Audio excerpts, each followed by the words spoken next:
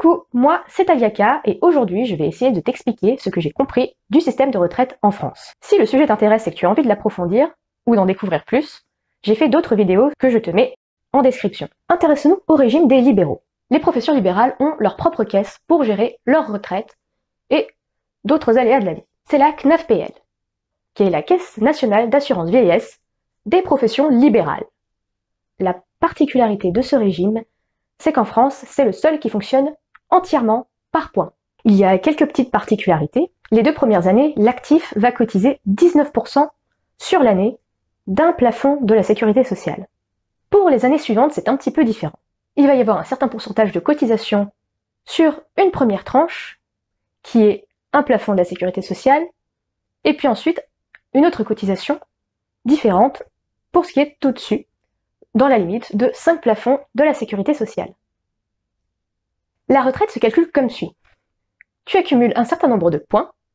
Ces points sont multipliés par la valeur du point l'année de ton départ, qui est multiplié lui-même par ce qu'on appelle le taux de liquidation.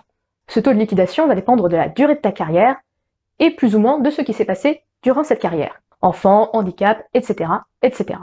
Pour chaque trimestre en moins que tu as cotisé lors de ton départ, tu as une minoration de 1,25% dans la limite de 20 trimestres au maximum. C'est le nombre de trimestres en moins que tu as travaillé ou le nombre de trimestres qu'il te manque pour atteindre l'âge du taux plein. Et on garde le résultat qui est le plus avantageux pour toi. Donc ça, c'est pour le régime de base des professions libérales. Parce qu'en fait, dans ce gros régime, il y a plein de sous-caisses qui vont gérer les complémentaires des professions libérales. Et à peu près chaque corps de fonction libérale a sa propre caisse. Il y en a à peu près une dizaine. En fait, entre toutes ces différentes caisses, il va y avoir simplement des petites subtilités sur les chiffres, sur la valeur du point, etc., etc. Mais concrètement, le calcul reste le même. C'est toujours nombre de points fois valeur du point fois taux de liquidation. Nous avons la caisse d'assurance des chirurgiens dentistes et sages-femmes, qui est une caisse d'assurance privée.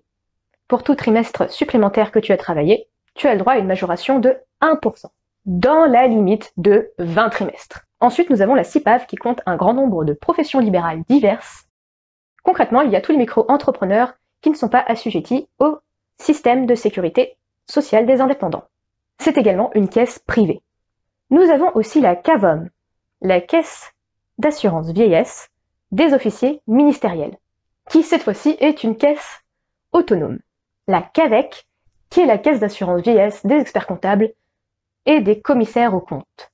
Si tu pars avant 65 ans, tu auras une décote. Si tu pars après, tu auras une surcote. La SAVAMAC gère la protection sociale des agents d'assurance.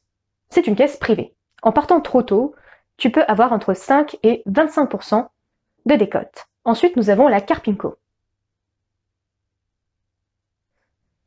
Nous avons la caisse d'assurance vieillesse des pharmaciens et des biologistes, qui est une caisse autonome. Il y a quelques petites subtilités.